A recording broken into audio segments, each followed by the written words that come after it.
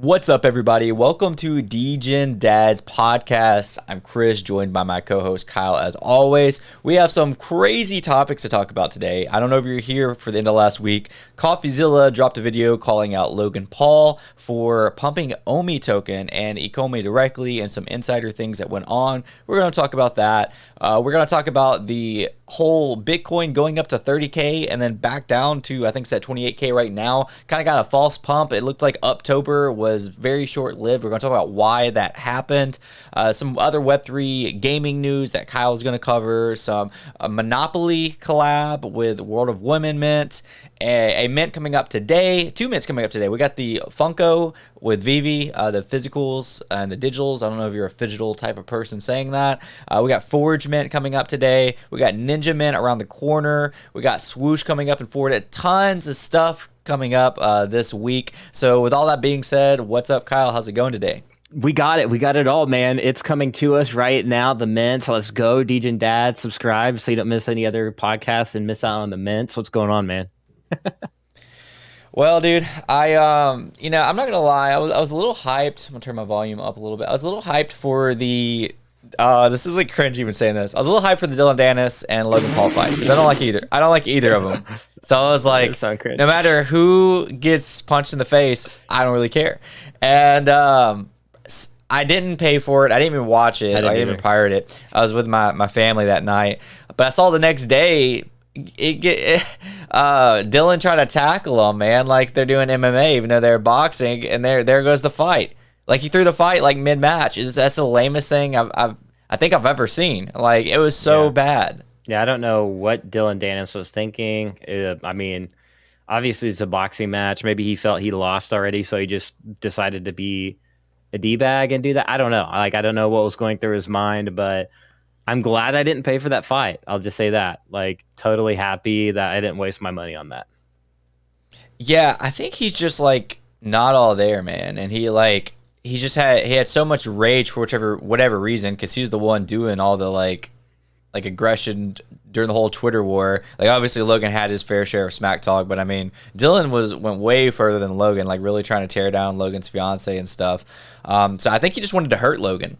And he failed at that. He didn't even get the attempt. I'm not even a Logan Paul fan by any means. He has me blocked on Twitter still. But I mean, he like failed the tackle. Logan basically slapped him in the face, and there goes the fight. Like it was the lamest.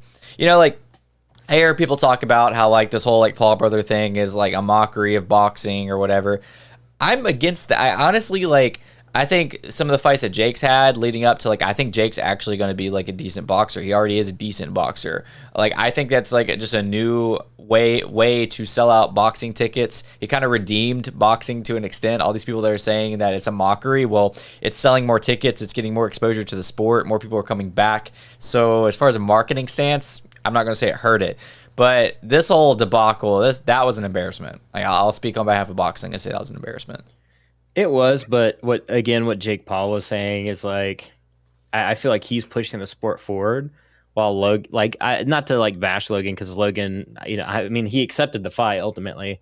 I don't think this is messing with the sport. I think what Jake Paul is doing is actually pushing the sport forward, especially for content creators. So I don't think this one is gonna like.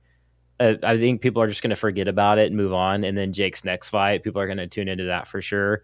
That's just my opinion. I mean, I think boxing is going to survive this. I don't think this is going to put any kind of, I don't think this is going to like damage boxing by any means. That's just my opinion. But I did see Coffee though call out Logan Paul for pumping the OMI token and mentioned a bin, which I think we can kind of do some educated math and know what bin that was. So that was interesting. There's just a lot there, but I also don't want to end up. Speaking of not letting things go, I don't want to end up like Cavell in some lawsuit.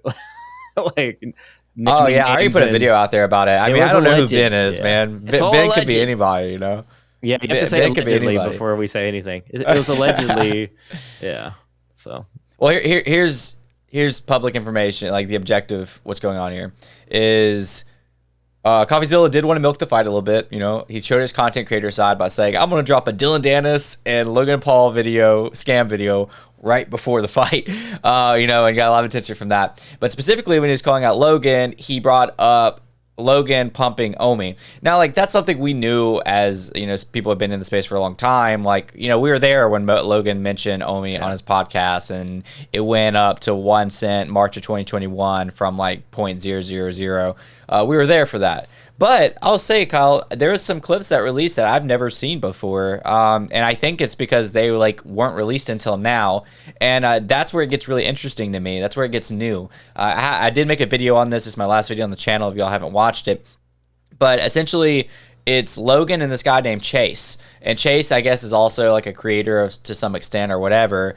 And while they're on Logan's podcast, Chase mentions OMI. And then Logan's like, dude, you're in those random coins too? Like, that's crazy. It's like this huge, like, you know, skit thing or whatever. But what you don't know is there's another video that was leaked, like, days before that, of Chase and Logan saying, we're going to mention OMI on our podcast. You know, like, together they're saying that. And so it's obviously, like, all fake. Like, they knew. And they probably both made a bag off of it. And there's also some other people involved that were selling on discounts, and it's wild. Sketchy, man. Yeah, it's sketchy. But at the end of the day, and I said this in my video, this happens in crypto. I don't think like the token itself is to blame. Now, there are some insiders to blame. I'm not going to mention names. You know, you can go look the information up for yourself.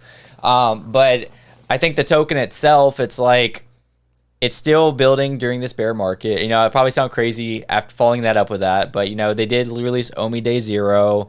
Ultimately, the VV ecosystem is still there. They're still pushing. They're still thriving, honestly, at Comic-Con and stuff like that. While OMI's not directly tied to it, they've showed during the last few months that they're not going to entirely abandon the token. So that's a good sign. So I don't like... Coffee did kind of paint it out as, like, this OMI token is the scam and is the problem. I would say the scam influencers were the problem, like Logan Paul, and then some of the insiders that were involved, but they are no longer involved to my knowledge. So I don't know. Yeah, I mean, he just mentioned that, you know, it's down bad. Obviously, a lot of things are down bad, but I think he was just trying to highlight, like, Logan pumped and dumped it at the end of the day. I think that was his main. Yeah. He did say, there. I know that sounded anal on this, but he did say it's down 99%. That's not true. It's down 93% from the all-time high. The reason that matters, I pointed this out, is that, like, there's so many top 10 tokens that are also down almost identical percentage. Cardano is like 92%. Solana is like 91, 92%. You know, it's not. Doge. You know, it's not down 90%. Doge. Bitcoin and Ethereum. Yeah, Bitcoin and Ethereum are not, which is what I've, you know, said since the beginning. You know, Bitcoin obviously, and then Ethereum has done pretty good at following suit. But Bitcoin today, you want to talk about that? So I have the bone I have to pick though is the, like, and I said this publicly on Twitter, and I kind of stand by it, is like the responsibility for influencers and creators to, like, however, like, the tokens and generally in the space are down, you know, a lot. But it's also like a lot of these influencers out there telling all these people to buy all the way down without doing any due diligence. And sure, you can believe in a token, but at the end of the day, you know that these tokens are going to go down if the macro market, if Bitcoin's going down, these tokens are going down too. It's not that much like mathematics involved. You know, if there's like global instability, they watch the content, they post all this other stuff, this macro research, but then on their channels, they're saying, you know, buy. And I just don't like that behavior because it just feels like you're dunking on your audience. And I hate to see that in the space. And it's like, this happens all the time. It happens with meme coins as well, or, you know, SHIT coins, as people go out there and start shilling all this crap and leave their audiences like in the dust. And I just hate to see that. Like, it's okay, like, when some of these meme coins actually have some like viability and longevity. Like, you have, like, obviously with, you know, Shibu Inu or whatever, Sheeb, like, that one had legs, and Doge has had legs. So it's like, those are kind of like more valid. But it's when you have like blatant scams out there that these people are promoting. And that's where I think Coffeezilla was trying to say, like, in terms of the previous projects, I don't think he was necessarily meaning OMI was, but he was just trying to highlight, this is what Logan, if you look past OMI at all these other tokens that he's done, those are far worse, you know, like Dink Doink and all that stuff. And I think like, and Logan Paul is like a big creator, but I'm talking about the small creators that do this and take advantage of their audiences as well. And they just grift followers. I see that a lot, like people being fake positive and like pretending to be positive so they can continue to like gain followers, you know, from these people. And I just don't like that nefarious like behavior in the space. I agree, man. But there is a And Funko I'd watch it if digital drop that's you on too. other good news. Like, not to talk too much about bad news, but the Funko, there's the party in New York Comic Con. A lot of EV people were posting pictures. Cryptoys, I saw Cryptoys up there as well. V-Friends was there. They dropped his collab with He-Man, and he had a Skeletor like V-Friend with Mattel. So that was pretty cool to see that too. There's a lot of cool projects doing some fun stuff around the cons. Yeah, there's a lot to unpack there. So the phygital drop is. Are you a phygital? Like, do you like that word, or do you like to just say there's a physical and a digital? I just say phygital because it is a phygital. Okay, phygital. Yeah. Like, I pitched early on a lot of projects on phygital, and people were like, they faded me early on. I had to do like a tweet about this, and like it got a lot of like views and controversy and like impressions, and people were commenting on it. But yeah, it's I just say phygital. That's really what it is. Yeah. Well, that's dropping today. The Iron Man and several variants, and it's gonna be $150. You get you will get the physical Funko, and you'll get the one on VV. So be looking out for that. Have your notify me on. The alpha I got, if you're not a Funko collector, is to go ahead and have everything like already like put in. Like you already want to have like your card that you're buying it with, like in their system.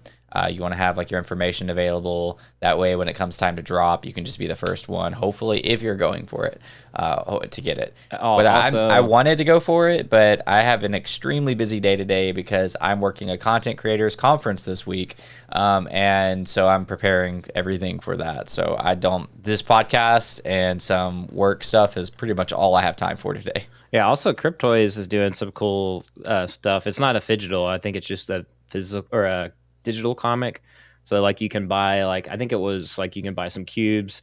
That cube actually gets you like, if you buy one, it gets you another cube, which is kind of cool because you get like a buy one get one, and then it gets you like a common comic as well. So that's a lot of cool stuff going on around the con too. So just want to give them a quick shout out. Yeah, we did some openings with their 8-hour live stream last week. You know, we're both ambassadors for Cryptoys. That was a lot of fun, Kyle. I really enjoyed that. And I really like what they're building over there. Like, I'm really excited to see the future of how they're going to incorporate like gamification into their NFTs, and of course awaiting a marketplace and all kinds of stuff that is going on over there. So I love it. Yeah. Speaking of that, loving it, and platforms doing cool things. The World of Women is apparently partnering with Monopoly. I don't know if you saw that.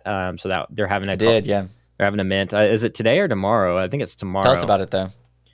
Yeah, I think it's tomorrow. But anyways, it's pretty cool. They have like these little pieces from like not Artifact, but the Clonex, Basie, I almost say Cryptoys, CryptoPunks, and Cool Cats. So kind of a neat deal. A huge legacy brand. Monopoly has been around for like ages, and they kind of partnered up with them. So I thought that was pretty cool. Heck yeah, I was actually going to look for your post about it. But dude, you post so much. There it is. I found it. You post like 30x times more than me, bro. You're like up 24/7 posting on Twitter. Like I'm like, how does this bro have that much time? Like I'm like on a Sunday watching football, hanging out with fam, and you got these like tweet threads going on. I'm like, bro doesn't sleep. Speaking of sleeping, Bitcoin is trying to wake up around these ETFs. Man. Yeah, I don't know if you saw that. Let me talk about this one. That's crazy. So you gotta give some context on the ETFs a little bit too. Like what's going on with ETFs? What are ETFs? Why is it bullish? And then, you know what I mean? It's bullish because people are going to start accepting Bitcoin like globally, and specifically BlackRock is the one that everyone was hyped about, which is... Yeah, I'm just gonna look up real quick. Yeah. Not look up. What is an ETF? No. Yeah, it's like it allows Americans the ability to have that in their 401k, like a Bitcoin ETF rolled up into a 401k or whatever. So like it's like institutionalized basically Bitcoin. So that's like super bullish. Like Wall Street can like really put a lot of weight and money into that. So it's very exciting for the space. I was looking and this up because I Ethereum. wanted to make sure. Like I figured it was, but like BlackRock is the world's largest asset manager. Oh I knew it yeah, was one it's of. like $1 trillion. Well, I knew it was one of. I didn't know it was the. They're So managing yeah, like BlackRock $1 trillion is. worth. It's like that's so Yeah, much money. I had that exact number up. Let me check. Yeah, it's so Why do I much keep money, getting off dude. this? It's insane. Yeah, so the BlackRock is world's largest manager with 9.42 trillion in assets under management as of June 30th, 2023. Oh, so it's 9 now? So that I thought it was just a yeah, trillion. 9.42 trillion. 9.4. So that yeah, so that's what makes Oh this my so God. significant. So here's where the funny part comes in. You just glossed So everybody's over 9 hyped up. trillion. Like what? That's insane. I know, man. That's like I mean, a third numbers of the, now. that's like a third of the US debt. The entire US debt. Bro. Well, that's why you saw Bitcoin jump up then jump back down. It was up 7%, 7 to 8% today, and then immediately dropped down to like neutral. And the reason for that is because CoinTelegraph posted on Twitter that the BlackRock ETF was approved, which is something that we've been waiting on for a while because the SEC is still like unsure, and then it's kind of like they become more sure. Now they're 90% sure. Well, today it was breaking news. SEC is now approving the BlackRock ETF. Come to find out, it was like completely fake news after getting like over 2 million impressions on Twitter, and then so they kind of changed it to say they edited it to say BlackRock is got the Bitcoin ETF approved allegedly or something like, I don't know, something weird like reports say, and everybody's like, what reports? Like, who says that? And then Cointelegraph deleted that, and now it's just now they completely like went back on it and deleted it. But so it wasn't approved after all, so it was completely like a fake pump from fake news. I don't know if the guy at Cointelegraph just got misinformation or what it was, but definitely poor choice of wording for all that. I mean, like, I'm not gonna sit here and like, I think a lot of people are kind of giving them too hard of a time, maybe. Well, and some rightfully so. So the problem with this, and as a trader, Kyle, is basically some retail traders that were shorting Bitcoin got wrecked off of this fake news because it was unexpected. So they shook out a lot of the retail shorts, and when they went up to 30K, they were able to set more institutional shorts at 30K and go back down. So it's like clear market manipulation, but at the same time, I don't think Cointelegraph was involved. I think they just like released misinformation. Yeah, I mean, it was like there's like a lot of memes on Twitter. Like Alex Becker tweeted about it, like "Trust me, bro," like source "Trust me, bro," and posted like Emperor Palpatine, like unlimited power. It was like the intern has, I don't know. It's just pretty funny to see all the memes. But a lot of people were liquidated. It's like 100 million or something like that liquidated. It was a lot based on some of these reports that I was seeing like on my feed. But yeah, that was super wild. But the bullish news as well, kind of on the heels of that, like the pending Bitcoin ETFs, the SEC has decided to kind of not appeal Grayscale's court win, which is huge. Anytime you win a court case, like at that level, you can appeal. So they just didn't appeal to Grayscale, which Grayscale could have one of the first Bitcoin ETFs. There's still a 240-day window for the SEC to decide on spot Bitcoin ETF proposed by ARK Invest in 21 shares, which that expires January 10th, coming up in a couple months. They could also block Grayscale on a couple other fronts to refile the proposal and kind of look on some other different grounds. So the SEC still has a playbook there around Bitcoin ETFs, but a lot of macro experts are predicting, Q1 of next year is when a lot of these Bitcoin ETFs are going to launch. As we get closer and closer, man, things are going to start getting interesting. I mean, just that little bit of news of that proposed ETF sent Bitcoin rocketing to like almost 30K or 30K probably on some exchanges. So again, this could compound over the years too. So that like this is just a short term. Yeah. Just imagine the compound effect of all this long term. So I don't want to make any predictions, but it's pretty exciting. So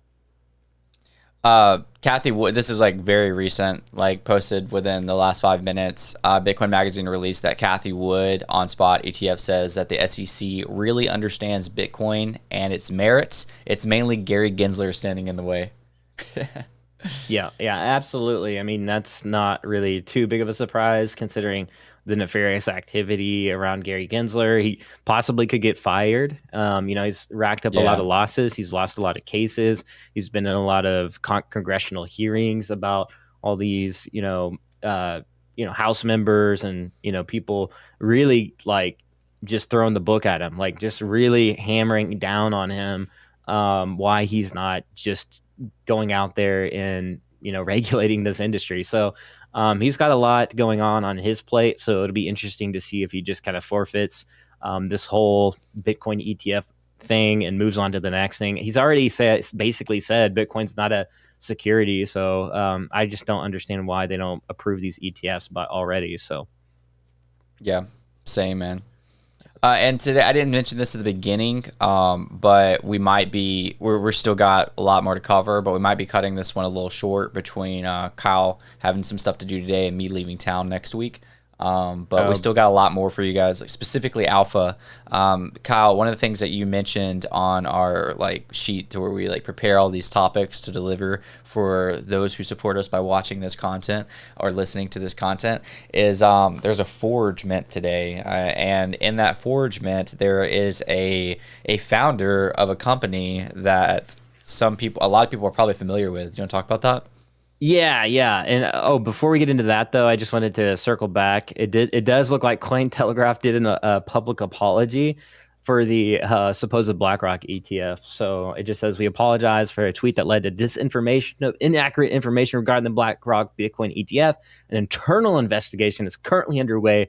We're committed to the transparency and we will share the findings of the investigation with the public once it is concluded within 3 hours. So they are kind of doing some damage control, man, and like yeah, firing an intern, I guess. What a nightmare for Cointelegraph, man. I mean, I like Cointelegraph. This is unfortunate for them, but anyways, moving on. Yeah, to the Forge event. Crunchyroll founder is the co-founder of Forge as well.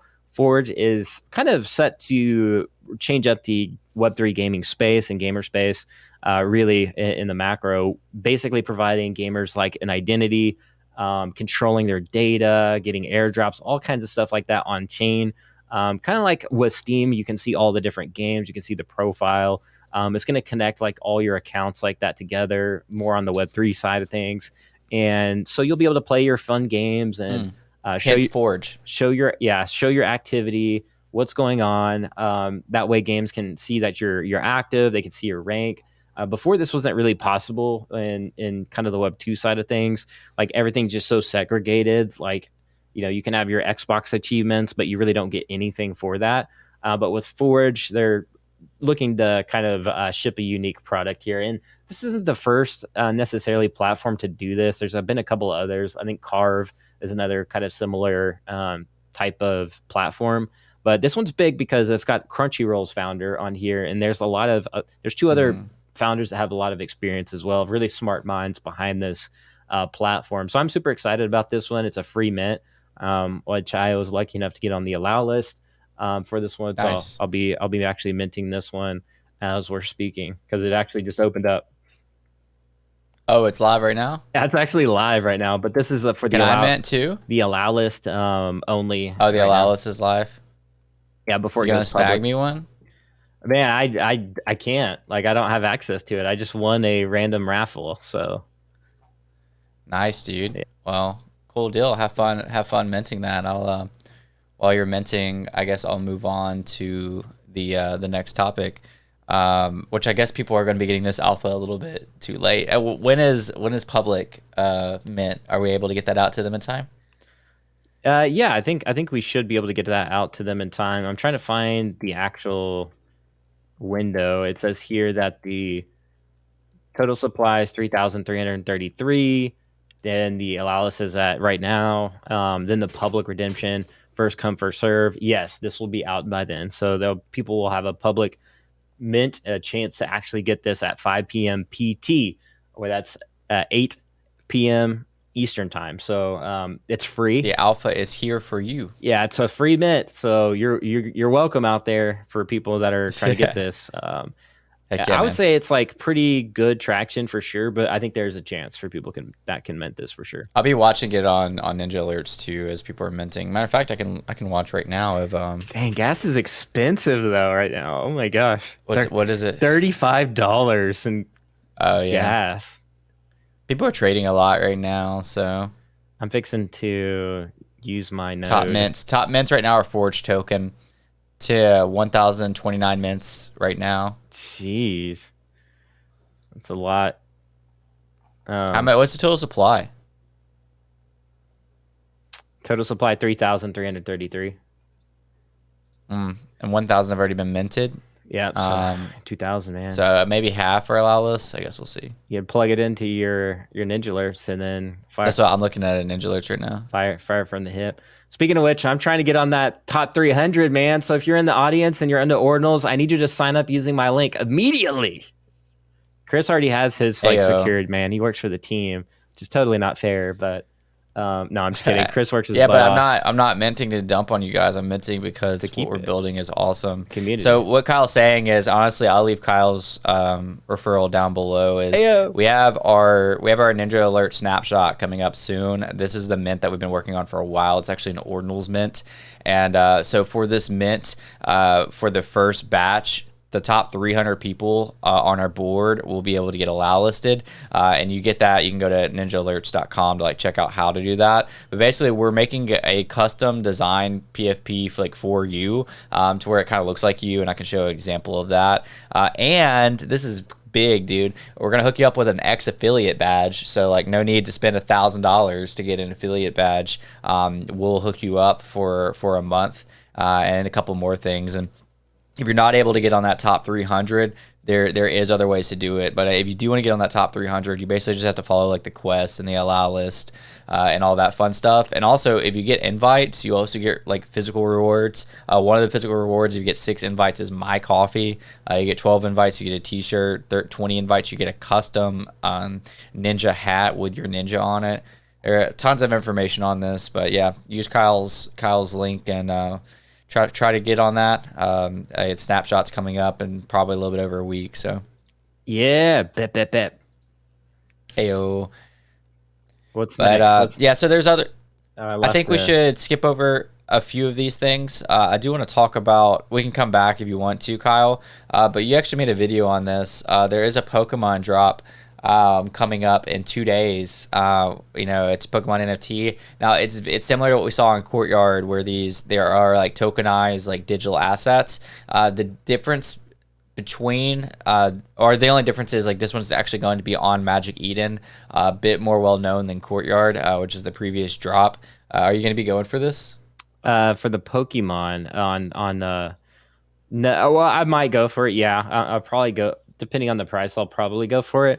Yeah, like on these platforms, they're pretty extremely hard to get. Especially if you have like a good chance of like minting one of the rare Pokemon cards.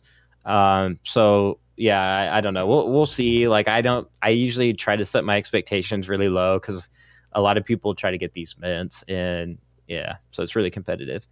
But oh yeah, I don't know if you saw, but AVAX partnered with one of the largest gaming orgs in Korea called T1, and it's huge because they do like League of Legends. So I wanted to mention that. Wanted to mention Web3 Gaming combines for 2.3 billion in investments this year to date. So be on the lookout for that, man. Web3 Gaming bull run possibly soon. I don't know. Maybe it'll correlate more with Bitcoin now. So we'll see. Chris is going to mint some swoosh shoes as well. I saw that on the notes. Are you going to mint those?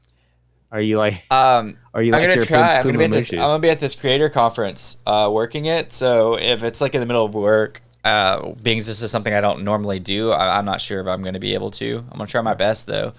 And with the Web3 gaming, I saw a big time token went up like 300% last week. Is that related to the big time that you play? Yeah, it's the same token. They got listed on Coinbase, so the Coinbase effect. Yeah, and it like skyrocketed, man. Yeah. But that, you say Coinbase effect, but like we haven't seen that as much during the bear market. It seems like people like front run it.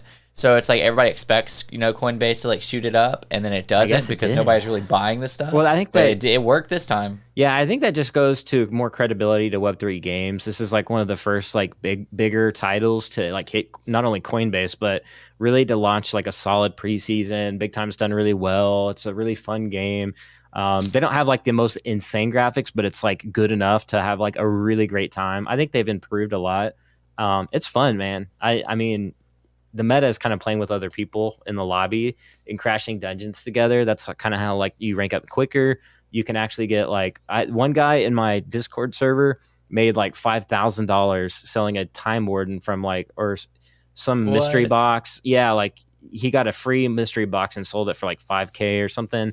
I don't know like what What his the story heck? is behind that. Yeah, people are making a ton of money. Like some people are making $200 per day with they have a space and like their Time Warden is like crafting what's called an hourglass, and they can go and like sell these hourglasses in the secondary marketplace for profit. Wow. Not financial advice. This is entertainment only. We're just talking Sure. about fun, informational stuff. But Yeah, that's what yeah. people are doing, man, and it's really exciting to see a Web3 game that actually works. So, Dang, dude, you should invite me to play sometime if it's fun. dude, I tried to get you to play like all this past week. Oh, Yeah, I only Chris had one faded me, night to play bro. game. I only had one night to play games, and I have an Aura, which is part of Zynga's Web3 gaming ecosystem, and they're having a tournament. So the one night that I had to play, I played that, so I could enter He that just tournament. faded he just faded generational wealth. You know. I mean, I could still win stuff off of my entry from the Aura. They did it a pretty cool I'm way. just I messing with kind you. of the way they did it was basically top 8 guaranteed to get prizes. Everybody else who competed, depending on like how far you got, like basically acts as raffles into the like overlying like ecosystem. And if you get raffled to like win something, then you can win prizes just for competing. So I don't know yet if I've won anything or not. I mean, I definitely wasn't the top 8, similar to like any kind of tournament, is like whoever played the most, and then on top of that, like it's whoever played the most, but you also have to be like really freaking good. And yeah, top 8 was definitely both of those things. Interesting. Yeah, I mean, still not big time, but yeah, let's get past the. No. I hope Zynga does like more interesting things. Like I'm rooting for them. They have cool IP around their project. I'm not really into those games. Like it's cool. Like I used to play those games when I was like younger. But they are, just starting off this space, and there's a lot they can do. I mean, it's freaking Zynga, man. So, Yeah. yeah, there's a lot of there could be some legs there for sure. And Mochaverse has a lot of legs. Speaking of which, Yeah, I don't know how I feel about it though, man. Like as a Mocha holder, I'm not like super bullish on like just buying up another ecosystem token, but what Kyle's mentioning is they just like essentially doubled their stack of ApeCoin for the ApeCoin DAO, and this gets a little bit more complicated. So basically, like in DAOs, like the more you hold, the more voting power that you have, which is kind of the weird part of a decentralized. Different DAOs function different ways, but the ApeCoin DAO is that way. So now that the Mochaverse upped it to 3.5 million, they have the second most voting power in the ApeCoin DAO, meaning that me and Kyle contribute to voting for ApeCoin DAO more than like Bored Ape holders. The irony, to an extent, the irony in all this. The number one, I believe, is still Machi's big brother. yeah, I So was explaining this to. I think it was Doctor of Stuff. Like we kind of got into a little Twitter scuffle. Like, but me and him are like friends still. Obviously, like that's the thing too. Is like we can always agree to disagree in the community. Like we don't always have to agree on everything, and that's okay. And so Doctor of Stuff, me and him like always banter back and forth. But we're friends. So, but yeah, I was like telling him, I was like, yeah, like this is kind of nuts because like as a Mocha holder, I actually have a say in what goes on in Ape DAO, especially much more larger of a stake now than the ape, like a lot of these ape whales out there. But that's kind of how it was designed. So I don't know if this is for me a bad thing because I do think that Mocha holders in general, they were carefully hand selected. And so I think that they have chosen a lot of like wise people in their community. Now anybody can go to OpenSea and buy a Mocha and have like kind of a stake in this as well. But I think it's unique. I kind of like the idea because now people that have really been sold out to the NFT space, the Web3 space, that have like true belief in it. Whale swoosh was added to the MoCaverse, and so was Sammy. So you're getting like these like really smart, brilliant minds in kind of the MoCA community that are going to be voting on some of these like top issues in the Ape DAO, which previously before you didn't have necessarily bright minds, in my opinion. You just had like these weird proposals getting passed, and the community it showed in the community that people didn't like those proposals getting passed. And it's just like it was very centralized. So I think this is going to help to a degree in that area. Now, I think long-term other projects will probably follow the same model. I think MoCaverse is basic. And what Animoca is doing they are the clear leaders in Web3. There's no question, because they have so many ecosystem projects. They are part of the like Web3 standard of metaverses, open metaverse, setting a standard there. And every project they touch, they promote that to those projects, and interoperability, all that. Like the ethos is really what drives a lot of this, the Web3 ethos. So I don't know what they're doing. I think it's really fascinating in terms of a case study. Now, is it perfect? That's not for me to say. I think they might do. Who knows? They could mess up here and there, but in general, I just like what they're doing. Sure, except for the scavenger hunt thing. I didn't like that. That was kind of. At least it was an activation. At the end of the day, they could have just. Something. Yeah, they could have done something like nothing, which a lot of projects do in the space. It seems like they could have did a reset, a rebrand, like DGods. I always throw DGods under the bus. Sorry, Frank. I like Frank. But yeah, so I mean, at least they're pushing. We'll tag Frank in this. DGods is going to be mentioned just for this one clip. I know. Frank, you better hook us up with like at least a Ute. For fading us during the bull run. Like you, oh my goodness, man, the odds are at 3.26, dude. Didn't they originally mint those out to like the influencers of the NFT space back then? Like you could only get on the list if you're somebody, and then they dumped them. Yeah, I like the Utes. I think there's a lot of potential in the Utes, more so than the DGods, honestly. Dude, DGods got punished, man. They went from like 9 ETH or 8 or 9 ETH. They're at 3.2 right now. Yeah. I think it has got a lot of. I guess people didn't like the 1 step forward, 2 steps back approach. Yeah, I think they got a lot of potential, man, but they're just too focused on this like branding aspect. I'm like, there's a lot there. Like, anyways, I don't want to get too off topic on that because I think they'll be fine. They do look good. I think Frank will probably take it to the promised land and Valhalla and all that. So. Yeah, I mean, he's good. I mean, he's smart. I mean, I think every project's gonna mess up at some point, So I don't know. I don't want to give him too much crap. Yeah, I get it. And he's still here building, like trying to put himself out there. So yeah, there's that. We tackled most of the things on our list. I just wanted to give a brief mention to this was like kind of last week news, I guess. But celebs sold their digital likeness to a Facebook parent company, and some sold for like upwards of like $5 million. Essentially, these celebs, like Tom Brady was on the list. The big one, the one I even covered, was Kendall Jenner. Basically, they sign away their likeness for 2 years. They show up for a couple hours to do like everything you need to do, and they get a big paycheck. But now Meta, so you can literally go to these accounts. Instagram's Jenner is now, what's her name? Her name's Sammy, I think, her digital likeness. And she can like make videos. She can be like her own influencer. It's really freaking weird. It's an AI chatbot too. So at any given point, you can DM her. And when you DM her, it uses like an extended version of her consciousness that she's developed online as her digital consciousness, and it has a whole like AI chatbot conversation with you. But it's not quite whatever Jenner. It's the AI version of her. So it's not, this whole idea isn't completely new. We've talked about it, using your digital likeness for content creators and stuff, but just the fact like Facebook's involved and they're making millions off of doing this, and some very well-known people are doing it. It's just like another step towards this. I don't even know how to label it. It's just blurring the lines of digital and physical. I mean, look at, They also have those AI glasses, Meta does, where you just put them on and it reads your environment and like tells you, and you can banter back and forth with that AI.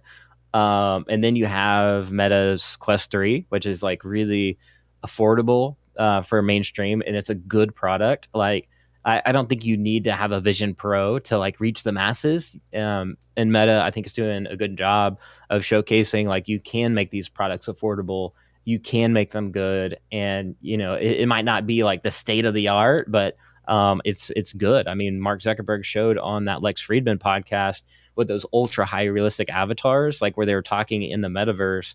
While granted that those avatars you have to scan yourself in, which is pretty inaccessible for most people. Like they flew into Pittsburgh, scanned themselves in, took like all day or something, or several hours. But in the future, when these phones, you can just take your phone out, maybe LiDAR helps with that process. I don't know. And scan yourself in, you sit in a chair, or you have like pop-up tents, like where people just do this as like a little side business for like $50. You go in, you get yourself scanned, and you have a high realistic avatar. We just don't know. Like the future is just so unpredictable. But what's predictable is the lines between digital and physical are getting blurred every day. The only technology that you can actually own stuff in the digital is NFTs and blockchain. Period. I mean, that's it. That's so good. I think that's clippable, man. That's where things are going to go. I think somebody clip that. Clip and What's ship also it. predictable is you hitting the like button on whichever device you're viewing this on. Right now, whether it's YouTube, Twitter, maybe you're listening to it over Apple Podcast or over Spotify Podcast, hit that like button, subscribe to the channels, and follow me and Kyle for more updates. And Kyle, unless you have anything that you really wanted to tackle, I think this is a good. That was a banger you just ended on, combining AI and blockchain technology, because I feel like blockchain technology was heating up because it's a new tech that can be implemented in everyday use, but then AI just like trampled over it because like pretty much anybody can use AI. Like anybody can like go to ChatGPT and start asking questions and kind of get it. Whereas blockchain maybe thinks it takes a little bit more thought, a little bit more like diving into like what it's about. But as you just described, they're going to work together, and this is the future of tech.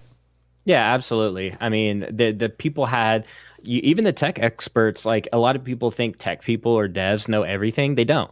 And I basically, after the Lex Friedman podcast and the Mark Zuckerberg podcast, I was saying in another podcast that I do for like Paul Barron and stuff, is like people finally had their very first aha moment seeing that podcast, seeing the possibility of a real metaverse where you have ultra high real, and then that aha moment triggers, and then all of a sudden people start realizing, oh crap, like the future could be blurred so fast and so quickly, and really the only technology that you can own things in the metaverse will be blockchain. That's the only technology that exists that where you can actually do that. You can do it on traditional servers, but we've seen in the past that doesn't work out very well in any any way. Interoperability won't work out. There's many reasons why it just won't work out if it's not in the blockchain. But anyways, that's my opinion. We need an outro to these podcasts. You know what else we need? For people to subscribe to our newsletter as well. We're trying to get that subscriber. That's true. Yeah. That list up, man. We'll be every Monday, 2 p.m. Central Time. We release a newsletter recapping just the two or three main topics that we talk about on the show, and a little bit more elaborate, more detail. But it's also a quick read. You can read the entire thing in a couple minutes. And we're just improving it every single week. So if you're not on that newsletter list, get on that newsletter list. It's called Alpha Labs Media for a reason, because we spilled the alpha in case you don't have enough time to watch the full podcast. So I think that's a good point to end on. Thanks, guys, for watching. We will see you guys next week around the same time. Peace out, everybody.